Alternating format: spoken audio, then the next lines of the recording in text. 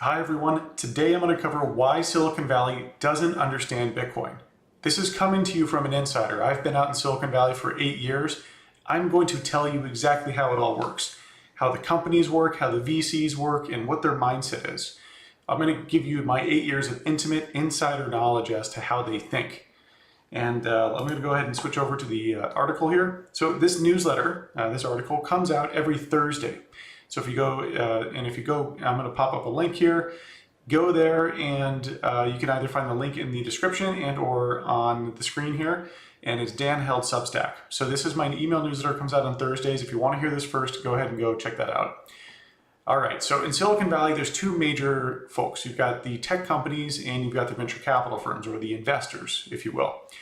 And I've already kind of covered my background in the space. All right, so diving into, and I wanted to add some funny images here. So I don't know who here has seen the Silicon Valley TV show. She's a VC. They kind of paint her in a very funny light. And then you've also got, Ross Hanneman. He's a VC as well. He's more of an angel investor type.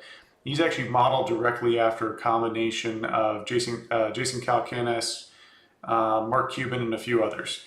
And then you've got the builders, you've got the companies, you've got the geeks who go and build all the tech. All right, so going back to tech companies, what's the mindset of folks who work in tech and go build tech products?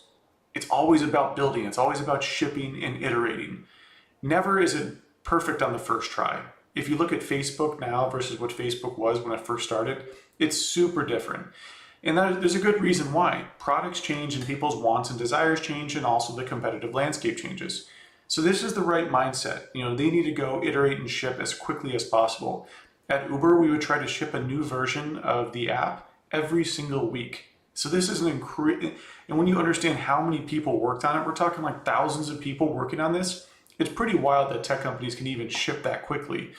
But Uber was always A/B testing and fiddling with different parameters. What if we change the pricing here? What if we made the button blue? What if we shipped a new feature for US citizens? And the teams that I worked on did some of that. So I was formerly on Rider Growth, a growth product team. So we would go build new features and test them out. I was also on growth marketing. We go acquire the customers. So in tech companies, you always have to be innovating. You always have to be changing. But with money, you don't want that. Bitcoin is the core fundamental layer of the financial system. This is like the concrete foundation for the skyscraper being the world's financial system. You can't be ripping out the concrete and putting in new concrete all the time. It's not a good mindset to have for money. This money has a very, very high network effect. Once a certain money comes into existence, once a certain cryptocurrency, Bitcoin coming into existence, once it gets liquidity, number of people buy it and believe in it, and the tools and services built on top of it, it's very hard to disrupt that network effect. So I think Silicon Valley very much underplayed the network effect when it comes to money, and they just treated Bitcoin like another weather app. It's a weather app that just should be upgraded all the time. But what they really don't understand is that this should be unchanging. We need this to be stable to build on top of it. And finally, Bitcoin is perfectly crafted. Yes, it had some tweaks and fixes in the beginning, but the architecture itself and the monetary policy never changed. Bitcoin, and that's pretty hard for Silicon Valley folks to grasp, because that first version of the product was never perfect. It's always an iterative cycle. So for them, it was just unfathomable that Satoshi could get that right the first time. All right, now we're on to venture capital. So with the venture capital folks, these are your VCs. Some of the big names out there are like, for example, A16Z and Sequoia. Now, I know people who work at these companies. They're very sharp people, and by no means am I trying to say that these companies or other companies do poorly. What I'm saying is in general. So what's crazy about VCs is in general, they're not contrarian, which is pretty wild, because at first I'm like, okay, wait, their whole job is to go invest in new crazy ideas, right? No. They've got investors as well, investors who've given them money to then invest in these startups. Those investors have certain expectations. So what happens is A16Z and Sequoia, these very hot, very, very big VCs, these are the legendary VCs, they set the tone. They set the tone for everything. A lower level VC can't invest in a new innovative thing unless it's been christened by these major VCs as the next big idea. They are the thought leaders and they set the tone and the pace for investment in the space. If you diverge from that and you invest in whatever you feel like, you're going to feel like Michael Burry. Who here has seen The Big Short? I think it's a phenomenal movie. I would definitely recommend it. The book is phenomenal too. It was about a group of select hedge funds who bet against everyone else during the 2008 financial crisis and called it. They're the ones who saw it before anyone. Michael Burry's investors actually revolted. They tried to get him kicked out of his own fund. They sued him and they went nuts over it. He made them $700 million. But that's what it feels like when you go against the grain. Your investors are going to be like, what are you doing? No one else is making this trade. And that's where with VCs, they feel the same heat. If blockchain is hot, if chatbots are hot, scooters, drones, ride sharing, whatever it is, they've got to hop onto that next trend that everyone is hopping onto, not a divergent trend. And this is no matter how bad or good the concept is, which is pretty frustrating, because I've seen a few, for example, like chatbots. So chatbots, it was an idea that every interface, so the app on the right here is Robinhood, and that's called a graphical interface. So there's a chart and it's not just pure text or data, there's visualizations and there's buttons.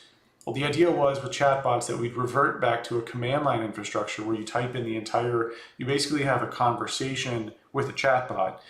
That requires a lot of keystrokes. Think about it. You type in a question that might be like 40 taps, when that one button in a graphical interface could represent all of that. So this was clearly a poor idea, but it didn't matter because it was hot. So every single deck that, and I've seen this with blockchain too, it was so nuts. Every single deck that was created for a startup had the word chatbot or AI or blockchain or ride sharing, or, for example, with ride sharing, it'd be the sharing economy. The startups have to mimic the big narratives that the VCs are dictating, because you need to have narrative market fit for your pitch with the VCs. And so, this has come and gone, and I've seen it with a bunch of different things. Same with VR. Okay, so VR is a prime example. I'm a big gamer, by the way. I've got an Xbox, I play COD all the time.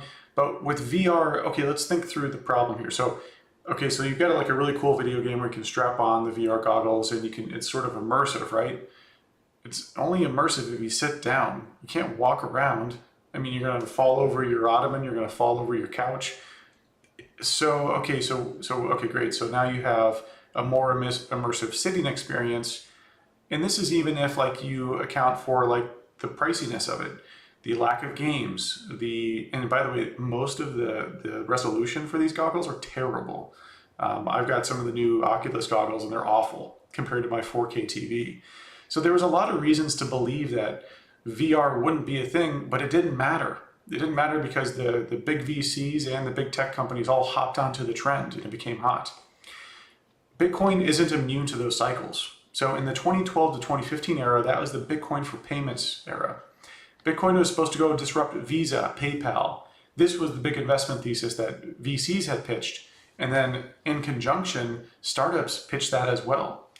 VCs couldn't go to their LPs, their investors, and go, hey, by the way, we're going to go disrupt the US government and financial system.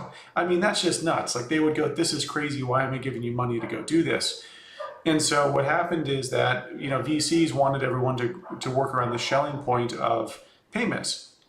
And it was pretty painfully obvious because I was building products there at the time. I was leading product at blockchain.com. We didn't really see traction, with this payments narrative. No one did. And there was little reason for them to. Bitcoin isn't an alternative to PayPal or Visa. It's a digital gold, but it's slower, harder to use, and more expensive than any traditional payment method. There wasn't any really good reason why people would use it. But that's what the VCs wanted to hear, that's what got you funded, and that's what the narrative was.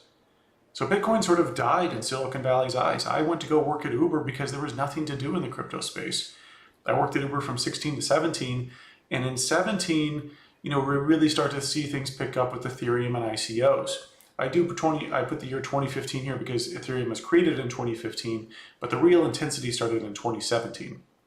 So VCs have been disappointed. They felt that Bitcoin had failed. They really didn't understand what digital gold meant. And so Ethereum was this perfectly crafted narrative.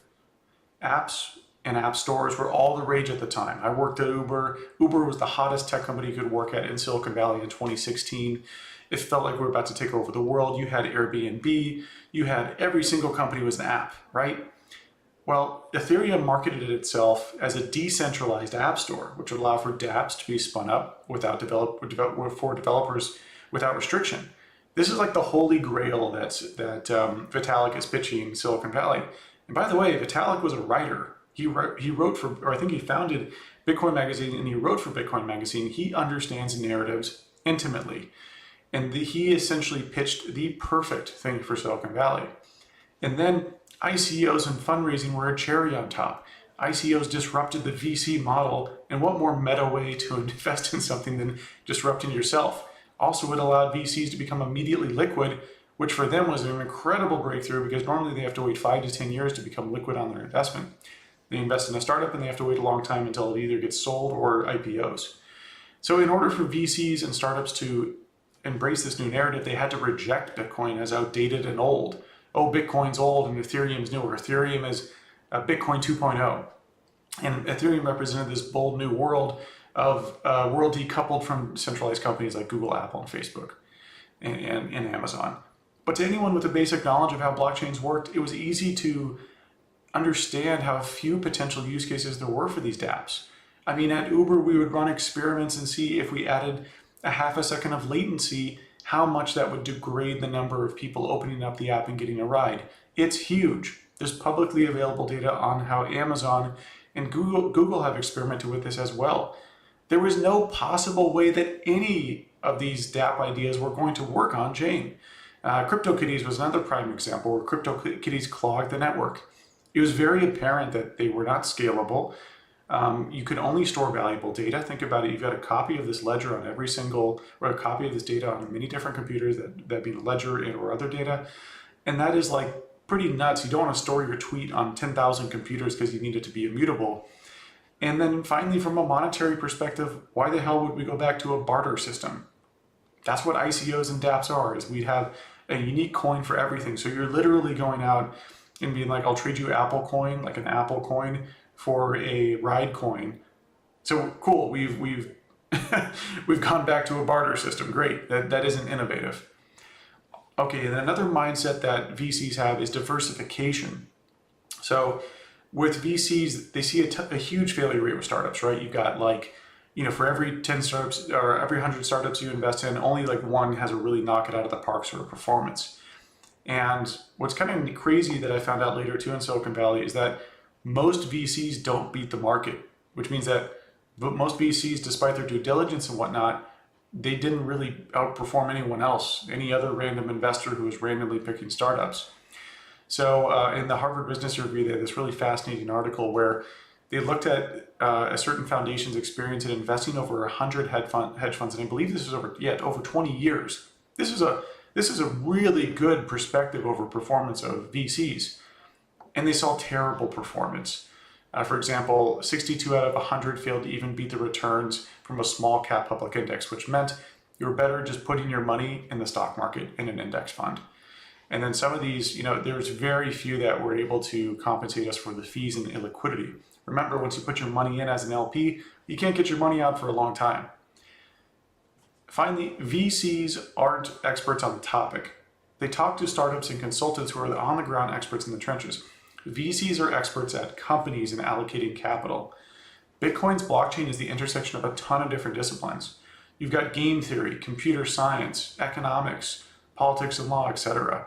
It requires a really nuanced understanding of money, and Silicon Valley fundamentally does not understand money. And so when they saw crypto, they're like, how about we diversify into all these different potential investments? Well, you don't need to diversify once you have a digital gold. The breakthrough that Satoshi enabled through his blockchain technology was an immutable monetary policy and an immutable way to transact. But the fundamental component of how that all works is scarcity. Once you have 21 million Bitcoin, you don't need another chain. You don't need to reinvent scarcity again. It's scarce because there's so few units. And once there's the Schelling pointer, the network effect around that ledger of that scarcity. Like we all invest in Bitcoin's 21 million, not Dogecoins or other coins. There's no reason to go use another coin to store value because we all store value there. And then, one of the last parts here, prices are signals. So VCs and tech startups look for fundraising. We look at that and we go, okay, this is a signal that this market is hot. This company just raised 10 million, 100 million from legendary VC. This is a signal to the market to either go build more products there or for VCs to go allocate capital. But with crypto, valuations are so fundamentally divorced from any sort of reality of traction. So in startups, they typically have traction to show. They're like, look, we're making money or we're growing really, really fast. We need venture capital money so we can grow faster. With crypto, the valuations are completely divorced from any sort of real world application or valuation. For example, like IOTA being fundamentally broken or Ethereum Classic being 51% attacked all the time. And BitConnect, which is an outright Ponzi scheme and scam. And many of these other cryptocurrencies, almost all of them, other than Bitcoin, really fall flat on the value props that they offer. So, with this, I've spent 8 years out here in Silicon Valley. I've had an awesome time meeting a bunch of smart people. I think for me, it's just very frustrating to see the rest of everyone out here not get it. They latched on to ICOs and Ethereum and the payments narrative, but they never really got digital gold. I think now we're starting to see some get into it. I think it's a little unfair to say that they're all like that, but I would say 90% are like that. And this is a plea, and I hope that other content creators and other people in Silicon Valley can watch this, think about creating more content for Bitcoin understanding and Bitcoin understanding from a Silicon Valley mindset. So I hope everyone enjoyed the in-depth understanding of how VCs and startups and companies in Silicon Valley work. If you enjoyed it, please give me a like, give me a subscribe, and make sure to subscribe to the newsletter so you can get it first on Thursdays. Cheers.